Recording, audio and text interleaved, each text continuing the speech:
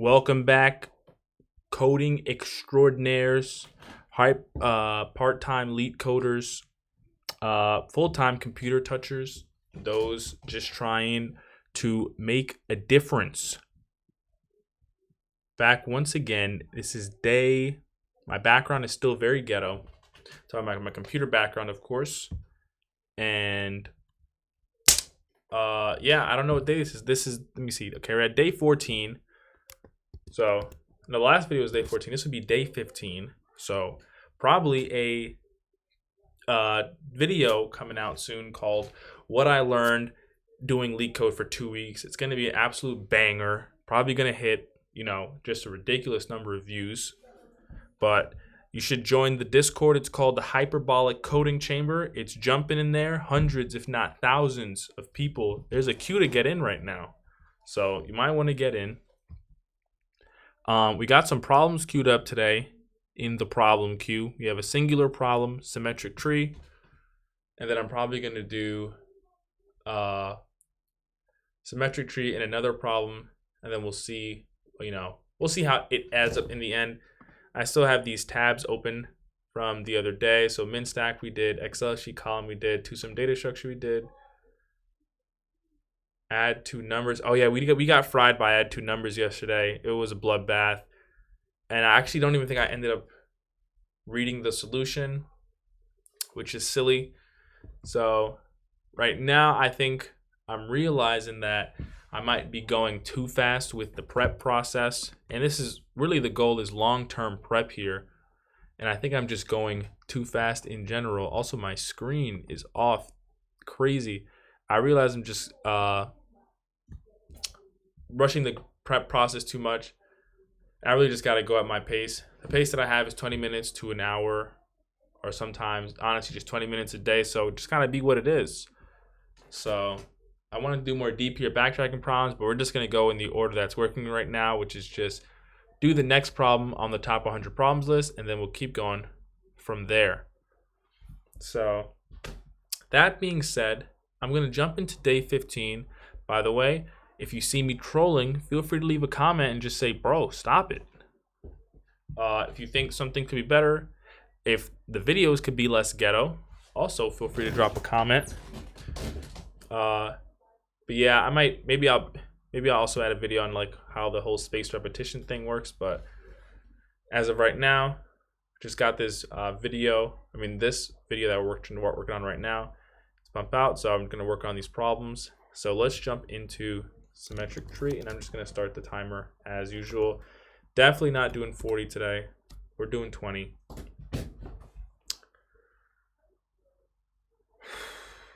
So I'm just gonna jump into it.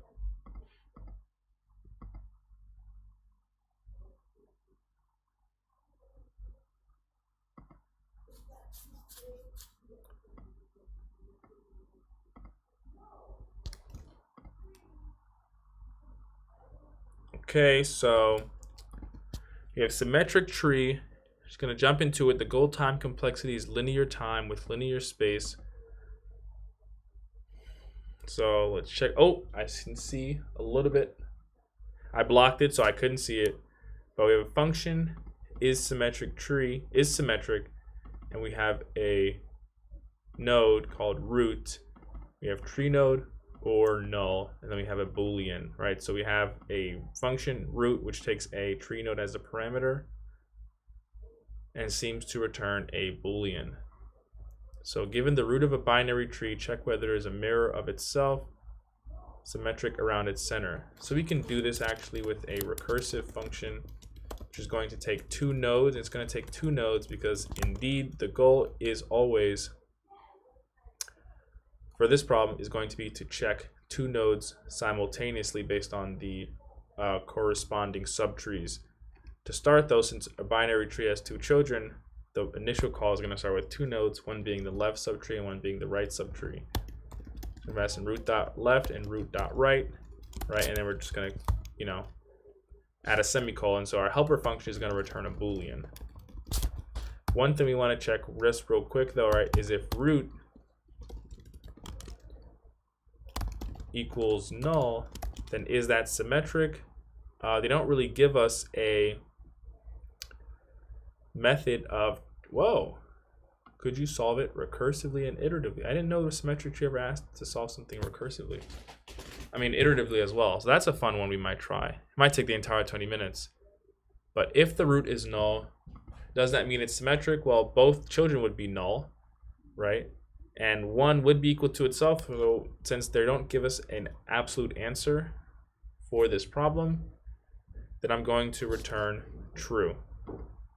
So we can just return true here, and then we're going to declare the helper function, which is going to be left tree node or null, or right colon tree node or null, and then we're going to return a Boolean expression. So before we can even check if the subtrees are worth checking, right, we need to make sure that both nodes exist, or they don't exist, right? We need to make sure that the subtrees themselves reach parity with existence or non-existence. So what that means is if left exists and right exists, then we want to return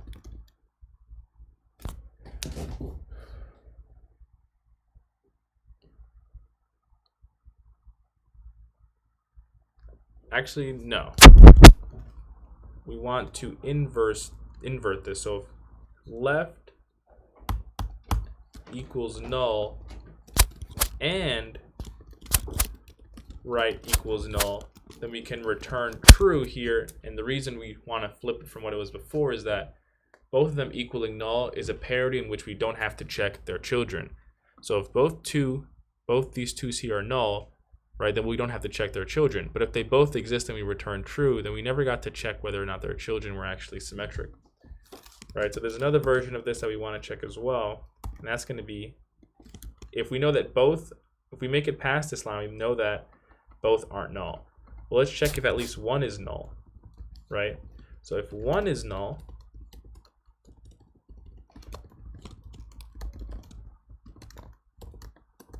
equals null, then we're going to want to return false. So that's going to mean that they're already asymmetrical. Because if up here we said, hey, if both of these are null, return true. Now down here, if we're going to check if this test passes at all, it means at least one of them was null, right? So we'll return false to say that, hey, these are not symmetrical.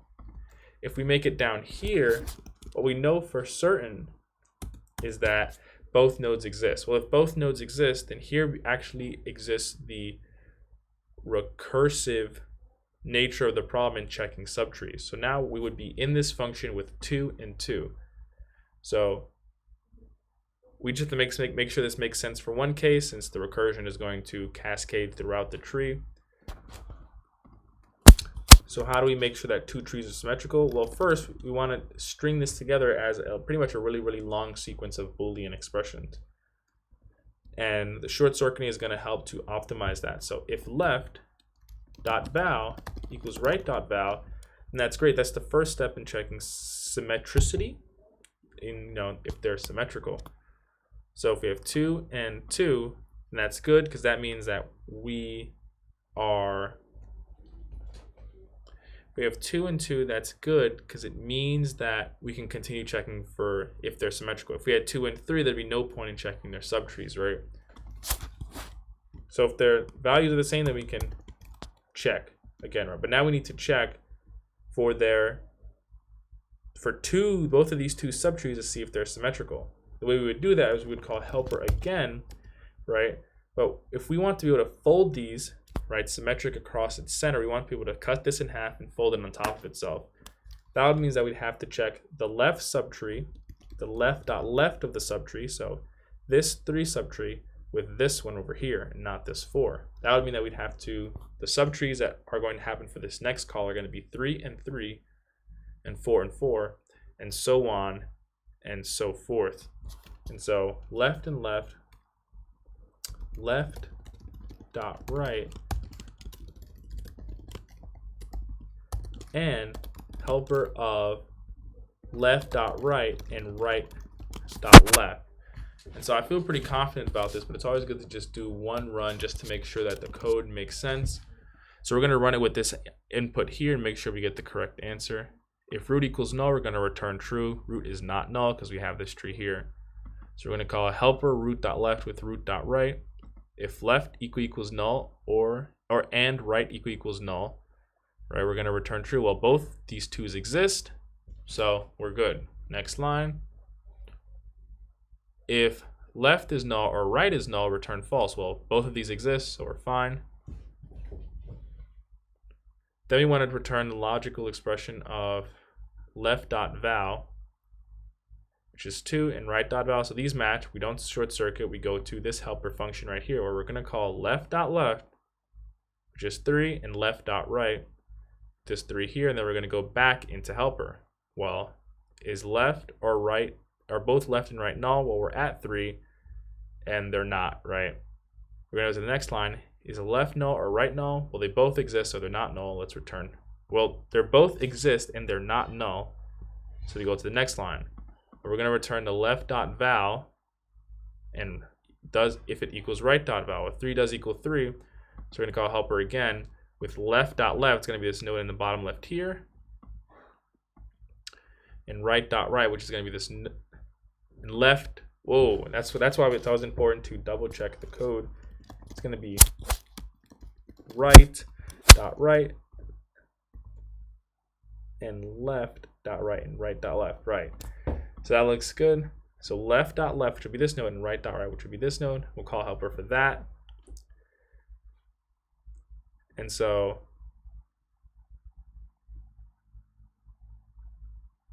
right, so now we're at 3 and 3. So makes sense. But we're going to go back up here. Are both of them null? Both of these exist, so they're not null. Line 18, is at least one of them null? Nope. We're going to go down here, return, check if left.val and right.val are the same. Well, 3 and 3 are the same, so let's check the helper of their children. So left.left and right.right of both of these are going to be null. So they're both null, so let's check helper with both equaling null. Well, since left equals null and right equals null, we're going to return true. So for this call of 3 and 3, we have left.val and right.val equals true. So 3 and 3 are the same, and they're both of left.left and right.right are both null. So we have to check if left.right and right.left are the same of 3. Well, left.right is null and right.left is also null. So we're going to go into the function. Both are going to be null. We're going to return true, right? Which means that we're going to be good there on the 3 case, right? We're going to pop back up to this 2, right? This 2 where we were at originally. Now we're going to do the second half of the function of second half of this Boolean expression, right? Because we did left.left and right.right, which was both of the 3s that we were accessing based off this 2. So now we're going to do left.right with right.left. Well, let's call helper with these 2 nodes. If left equals null and right equals null, well, both of them exist, so we can't return there. Is either one of them null? Nope, so we can't return false. Are the values the same? Well, the values are the same. Okay, well, let's check if we call helper of left.left for 4. Left.left is null and right.right is null, which we know based on line 16 when we call helper is going to return true. And left.right is null and right.left is also null, which we know is going to return true based off this case. So we're going to be able to ampersand that. And so 2, both of these subtrees have now been corroborated to be symmetrical. And then I think we would pop the last one off. Oh no, that would be it, right? And that would actually be what we return at line 25 here, since we originally called this with root.left and root.right. So I feel good about this. Let's run it.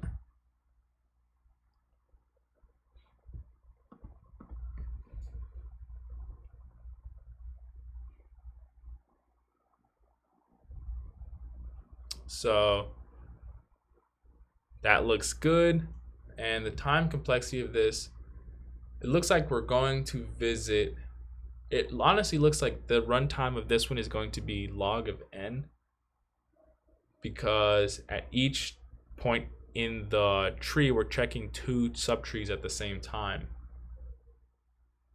So for this tree that we actually ran, I mean, we did basically two subtrees at the same time. I think we did like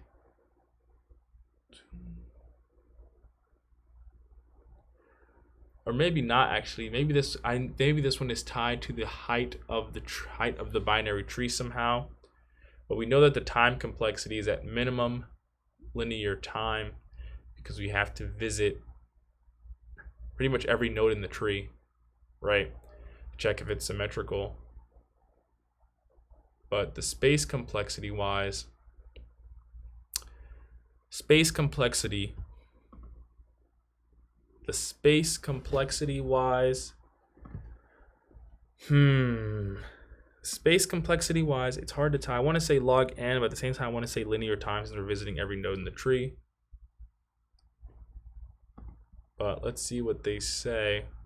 So it's linear time. The number of recursive calls is bound by the height of the tree. Yeah, it is bound by the height of the tree. In the worst case, the tree is linear and the height is O of n. I see. I always forget we're not just talking about space, we're talking about the worst case space complexity. Therefore, space complexity due to recursive calls on the stack is O of n in the worst case. Space complexity due to recursive calls on the stack is O of n in the worst case. Okay, so that due to recursive calls on the stack is O of n in the worst case. So it's difficult to know exactly why that makes sense there, but let's try it iteratively. And if we think about the way we just did this, I mean, that wasn't really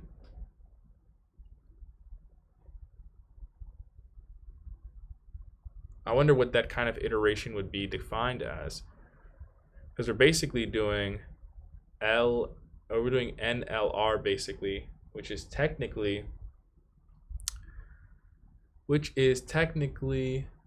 LNR, which is technically pre-order, and I guess you could do pre-order iteratively. That might look like a while loop that we have here, so we could say let cur equals root, and then I think you need some stack of some sort, right, to mirror the recursive nature of recursive calls. We'll just use an array here, and we'll use while cur. I'll make this smaller. While cur does not equal null, or the stack.length does not equal 0. And we're processing two nodes at the same time in helper. And it's possible that we could still do that with this version.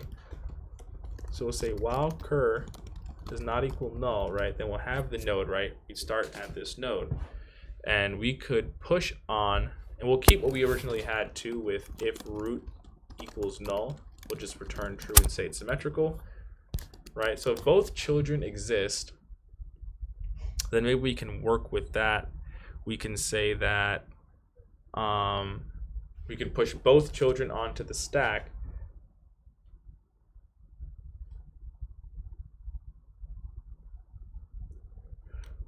And then if we push both children onto the stack, we would then go to the left node of both of those children, push those onto the stack, then go to the right node of both children and go onto the stack.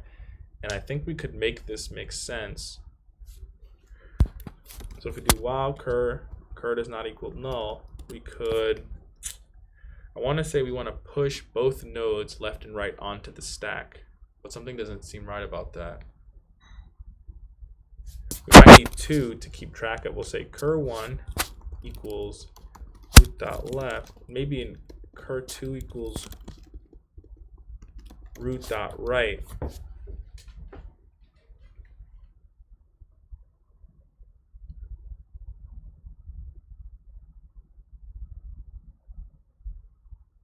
And then we can run while this while cur1 does not equal null,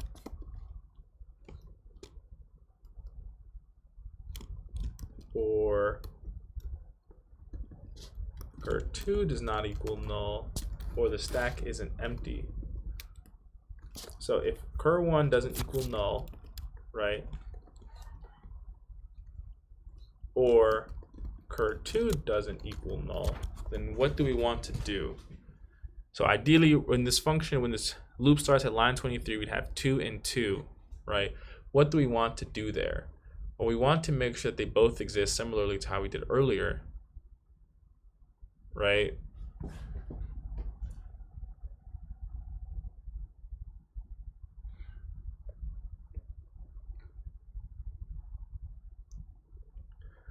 Also, the same case is going to exist for all the other cases as well. So technically our processing is going to go in here. If that's the case, right, then we'd want to make sure that if cur equals null,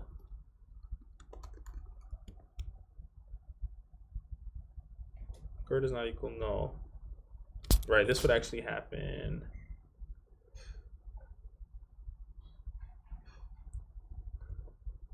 All right, so if we're in this loop, it means that it does equal null, right? They aren't empty, and if that's the case, then we want to make sure that their left and right nodes also match. So we could push onto the stack a pair of cur1 dot left with cur2 dot right, and then additionally you could do cur1 dot right with cur2 dot left, and then that's while cur does not equal null and cur2 does not equal null, and then from here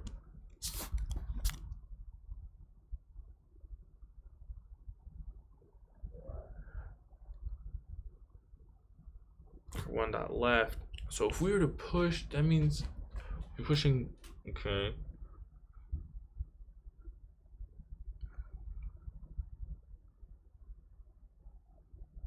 is the processing step. If n isn't here, oh man, my iterative game is awful. While stack.push cur1 dot left and cur2 dot right, cur1 dot right with cur2 dot left, then when we push it onto the stack, we'd have 4 elements in the stack. What would be our ideal next operation there? Maybe we would go to cur1, we would set to cur dot left. So maybe we don't need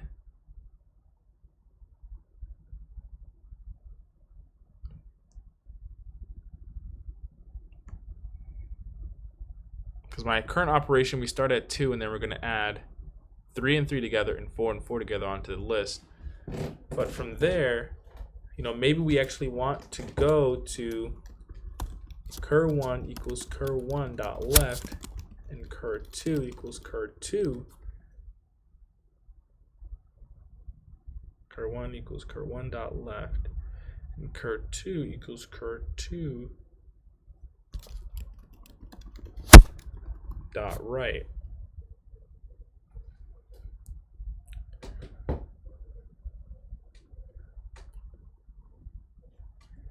And then what would happen,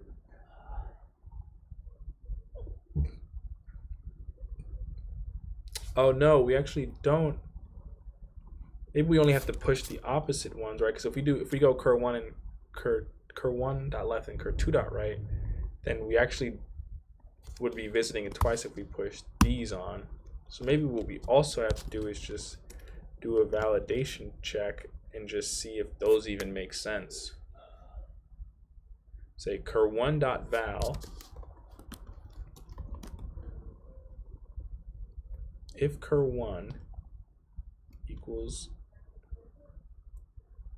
cur1 equal well, I guess we want to validate it normally. So if cur1 equals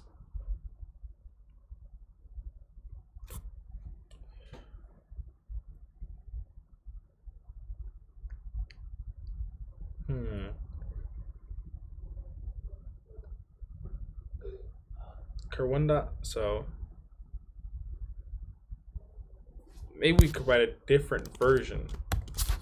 I'm trying to reuse basically how I did a in order traversal iteratively before with L and R, but I think it's giving me some difficulty.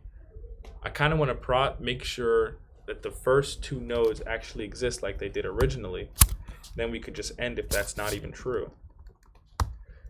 So if cur1 equals null,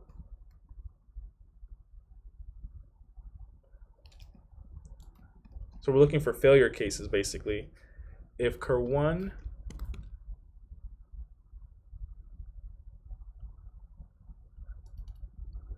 equals if cur1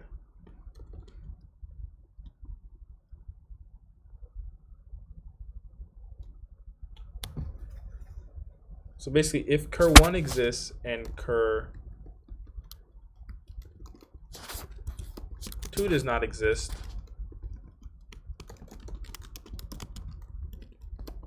and we could wrap this in an or.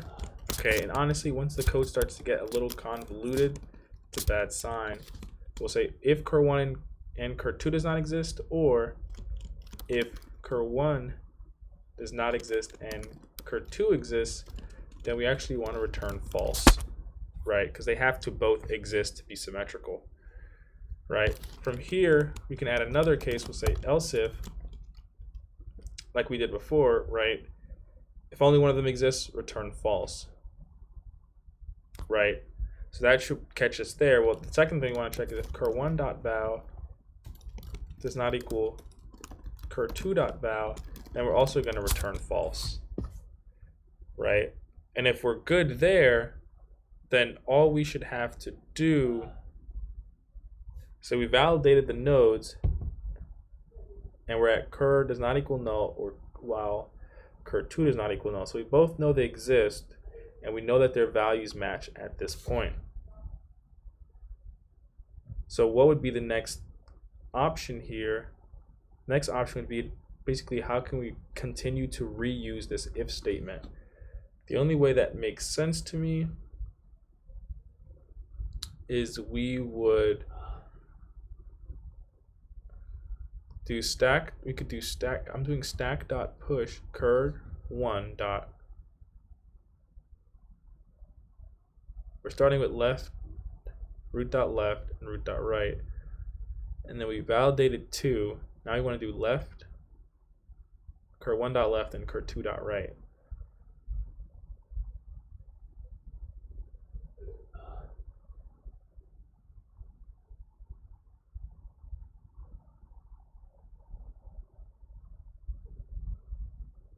So in another way, what we could just use this while loop for is to iterate through the entire list and just amass all the nodes, but in a pairwise format. So it could push left and right, left.left and right.right, and left.right and right.left. Then how do we get the rest of those?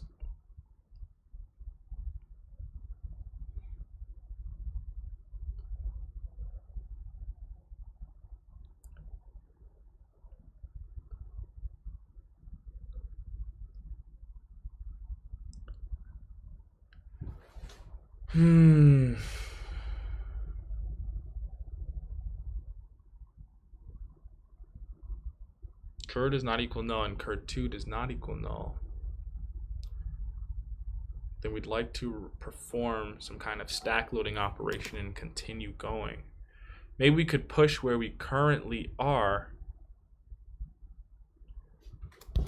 We could push where we currently are onto the stack, and we know that we're going to go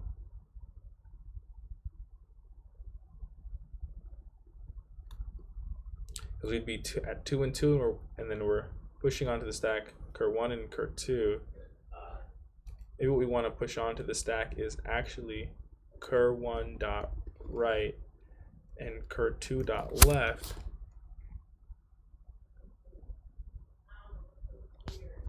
And then we could also, actually, this is starting to make sense. Maybe we actually do what we said earlier, and we actually, oh, you can't push on where you currently are. It doesn't make sense.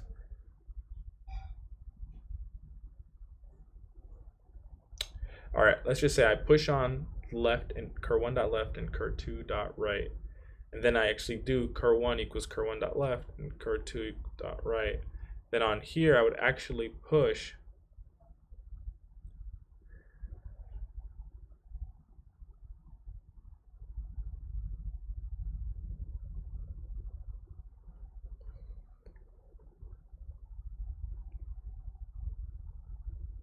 I would be at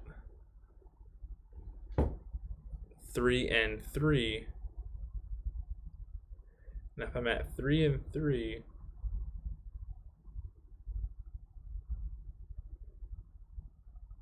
I'd try and push the children.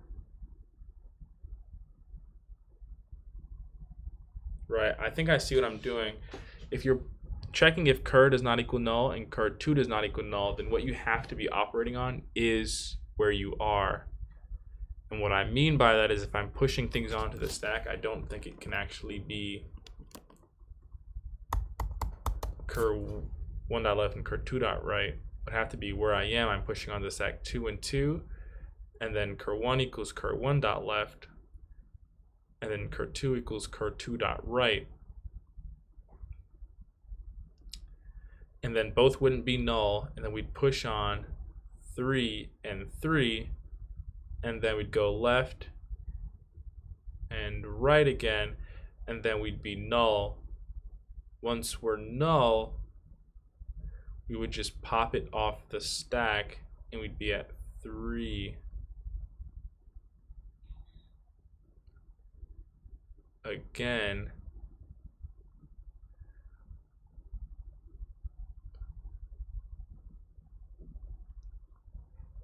At this point, we would do left.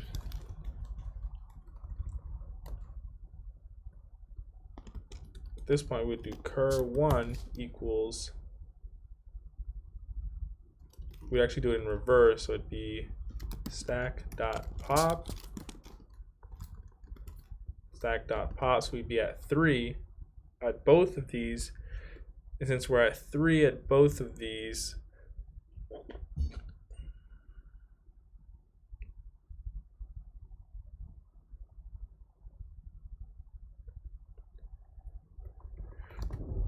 while we're at 3 for both of these,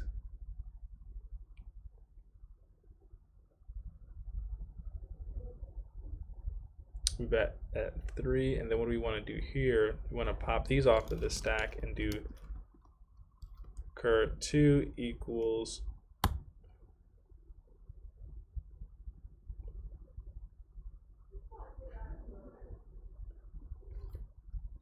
cur2.right, and maybe cur1 equals cur1.left, which would go to the top, and cur1 and cur2 would be null since both right and left on these are null,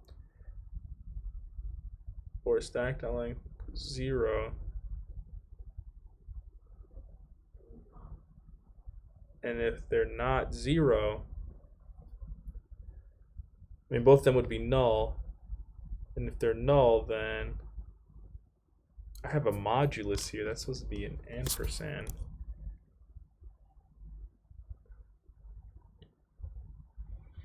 You'd be good here.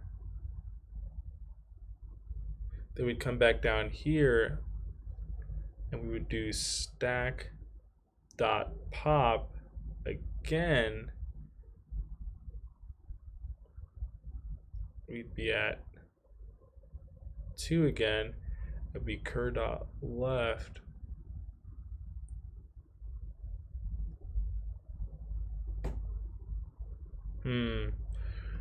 Then we gotta tap out on this one. My iterative recursive game is trash.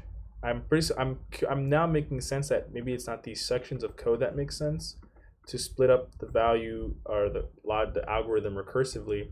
I'm now thinking that the way recursion helps or works iteratively is when you pop things off the stack. When you push and pop determines how recursion works, I think. When it's done iteratively. So the question would be, when do I want to push or pop something on the stack? When I go to 3, I want to push 2 on the stack because I want to come back here. But I don't want to come back to 2. I want to come back to cur.right and cur.left.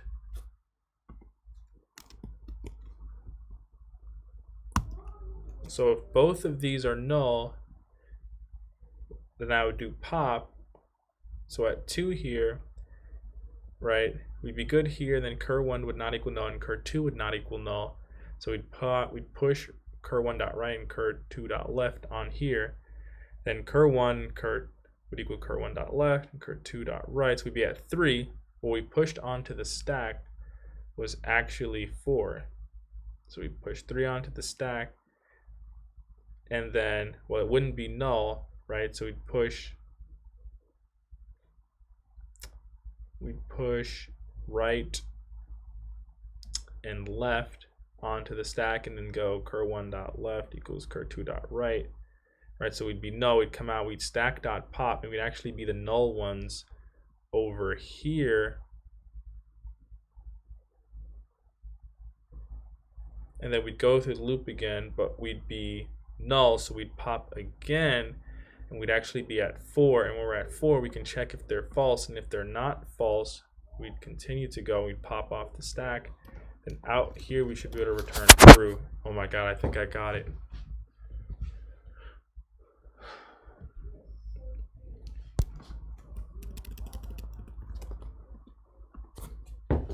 God, please.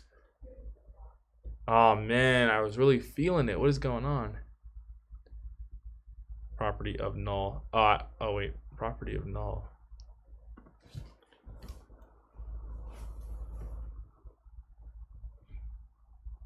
So if cur exists and cur2 does not exist, return false. If cur1 exists but cur2 does not exist, return false.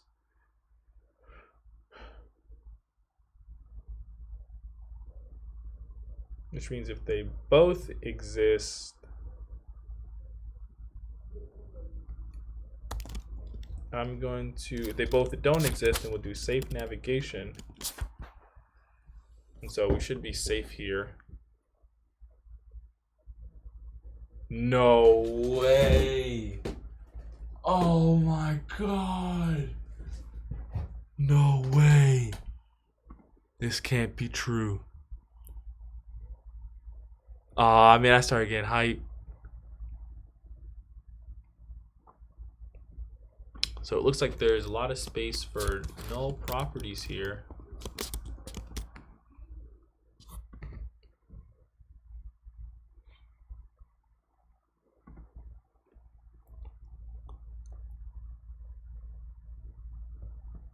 Oh man, it doesn't work. No. No. It works for the first case. That is unfortunate. I think it's because it can also equal undefined. So I think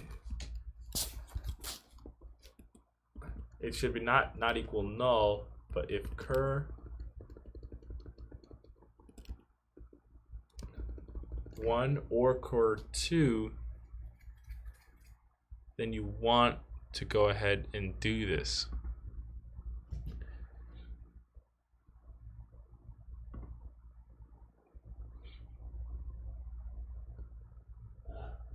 My output is true.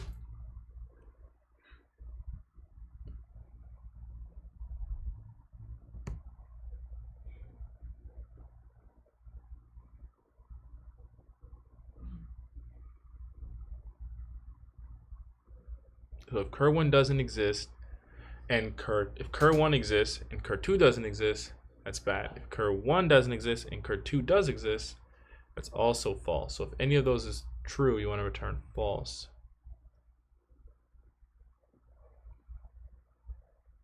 But else if if cur1 dot val is not equal to cur2 dot val, then we want to return false. I think I'm missing one case. 2 is the starting node. 3. So you have 2, 3, 3, 4, 5, 5.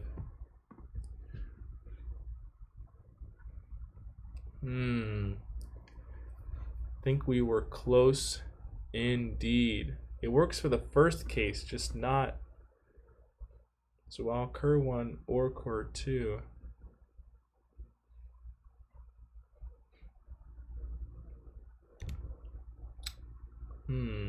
I think I'm missing one more case. If cur doesn't exist and cur2 exists, then we want to return false.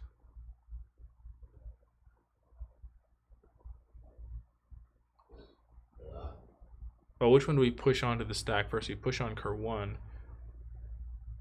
Cur1 dot right and cur2 dot left. And then when we pop cur2 first, then cur1.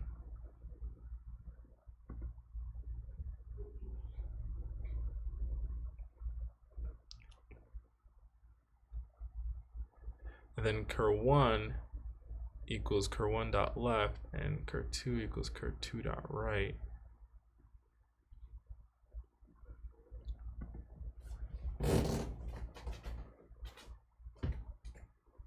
It's like there's one last thing to check, it feels like.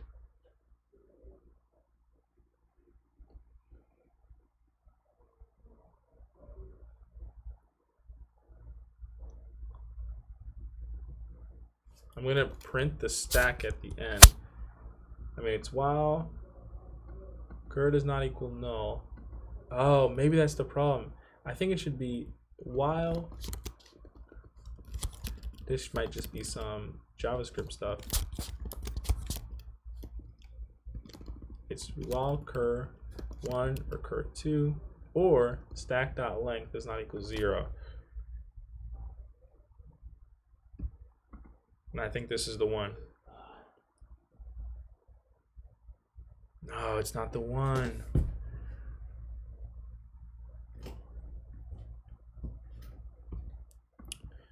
Root cur1 equals root dot left and cur2 equals root dot right. It works for this one, doesn't work for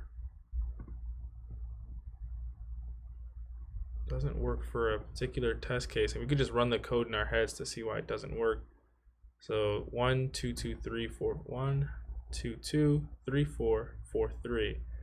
So the one that is failing is we have a root node 2 3 3. 3 has 4 5. Oh, 2 3 3. 3 has 4 5, and second 3 only has 5 on the right hand side, and I return true.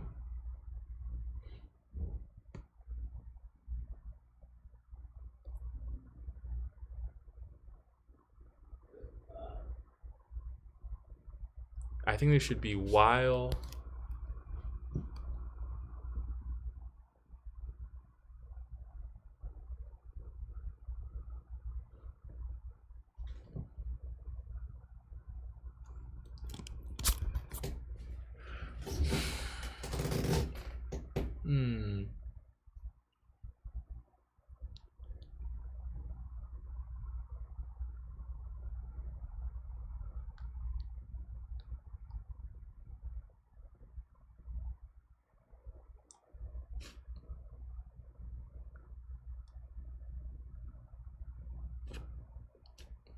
I think there's one more thing we can check, and if it is, it's if cur1 dot left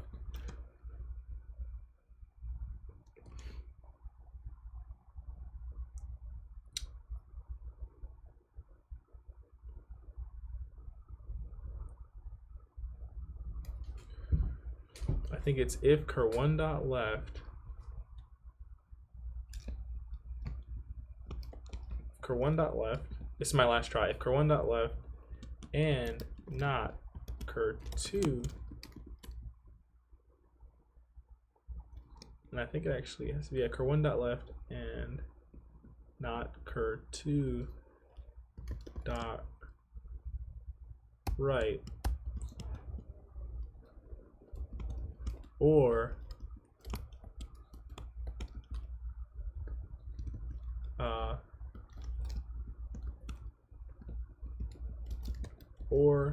cur1 dot left does not exist and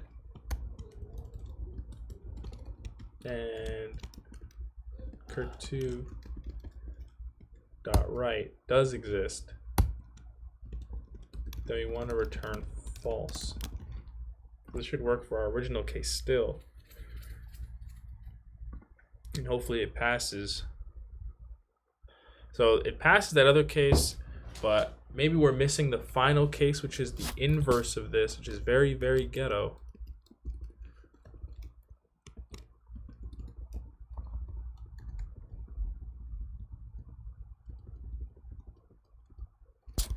So we'll change cur1 dot left to cur1 dot right and cur2 dot left to cur1 dot right, and this should still pass. Maybe it passes all cases. Oh, okay. I gotta call it. I don't know how to do this iteratively. Instead of recursion, we can also use iteration with the aid of Q. Should be equal, and their subtrees that mirror each other. Initially, the Q contains root and root, and the algorithm works similarly to breadth first search. Some key differences. Each time two nodes are extracted and their values compared, then the right and left children of the two nodes are inserted. It's done when either the queue is empty or we detect that the tree is not symmetric. So similar idea here, except they use the queue.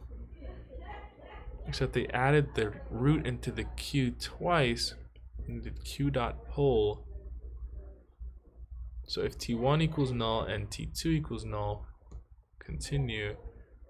If t1 equals null or t2 equals null. Yeah, I was frustrated I didn't get to reuse this, but I could have just used continue.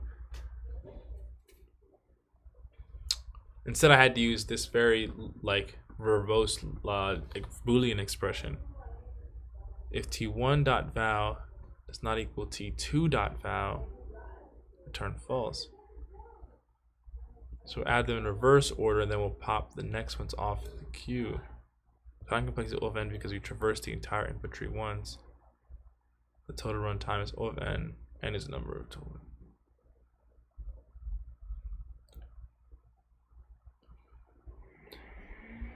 Interesting. You know, so I'm just gonna copy their code and actually remove my code and just run it in my head to see what the difference is. And I'm just gonna change this to Java, even though Java is low-key dog water.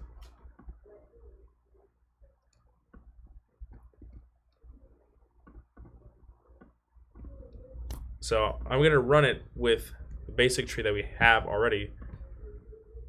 So we get a link. They're using a linked list for some reason. And then we add the root twice. So I have 1, 1 in the root, and then the queue isn't empty, right? And then we do t1 equals q.pull. So q is first in, first out. So t1 would be the first two, and t2 would be the second two. So are they both null? They are, so we continue. Is t1 null or t2 null? No, so we return false. We don't return false. And then are the values the same? Are the values not the same? We return false where they're the same. Then we add t1.left and t2.right and t1. So we add t1.left and t1.right, and then right and left. So we had 3, 3, and 4, 4, and then the queue isn't empty, so we go back to the top. We go back to the top of line 22, and then we pull for the front of the queue, I guess, and we're going to get 3 and 3. They're going to pass these cases, and then we're going to add left and left, left and right and left into the queue.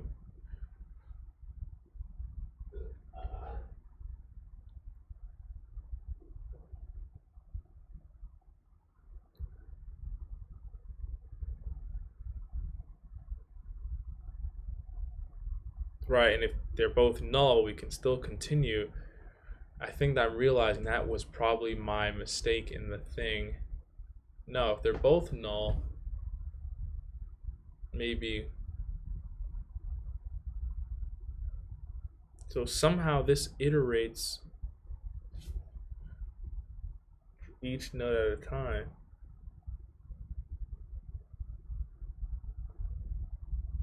I also use two variables where you could just use a queue and pull them out twice.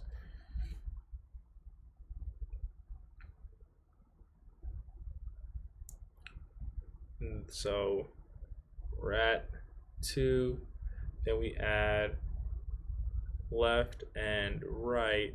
So we had 3 and 3 to the front, and then 4 and 4 get in after them. And then we go back to the top, and then we pull 3 and 3 off, they pass, and then we put null and null in the back, and null in the back.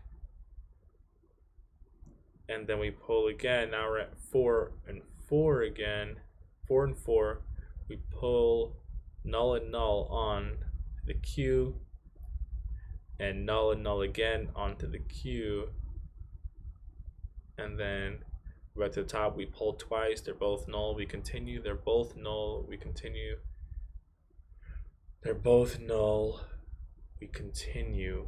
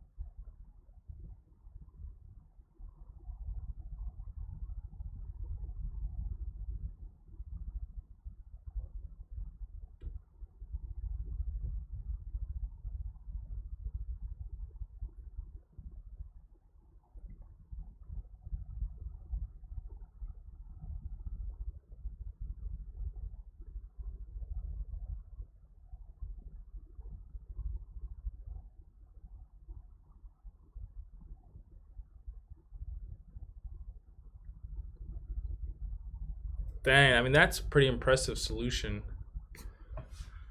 With a queue.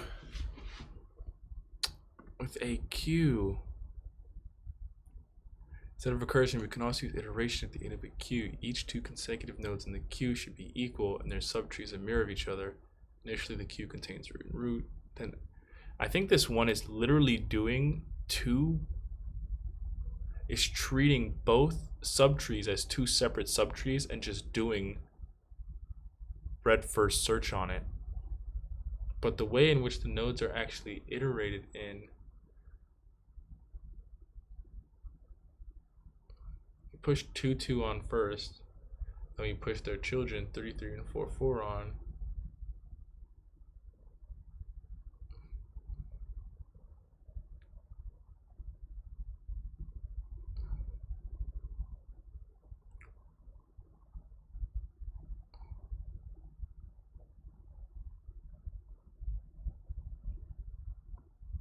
this kind of looks like in order to me the way it actually ends up running. So we push 2 nodes onto the stack, onto the queue, 2 and 2, based on lines 22 and 23. They both pass the cases. So then we push onto stack 3, 3, and 4, 4. I mean onto the queue 3, 3, and 4, 4. 3, 3, and 4, 4. 3, 3, and 4, 4. Then we go to the top and we pull the queue again. We get 3, 3. So we pull 3, 3 out. They pass all the cases. And then we add basically null, null, null, null onto the queue. And then we pull again. We get 4, 4. We process these two. They pass all the tests. Right? And then we add their children, which are like null, null, null, null. So it should be 4 ends. And then these all pass with the continue case. Right, each pair of 2's passes with the continue case.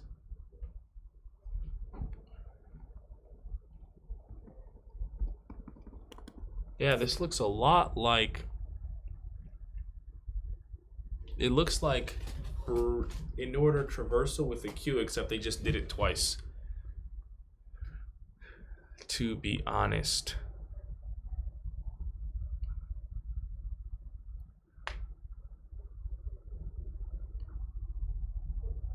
What's interesting though, it looks like you can choose whatever next iteration you want if you use the queue and just pop it in the next order that you wanted. And it just happens to be that we pop 2 off at the same time. But it just happened, I think you were just doing 2 in order traversals at the same time. But the solution says its algorithm works similar to breadth first search. So I might be confused, but the next time I do a problem like this one, I'm going to try and do it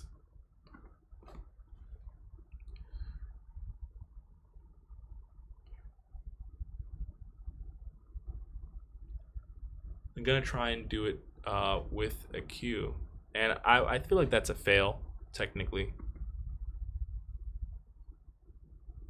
So that was the one problem for today. I still spent an hour here, so we'll see you guys tomorrow.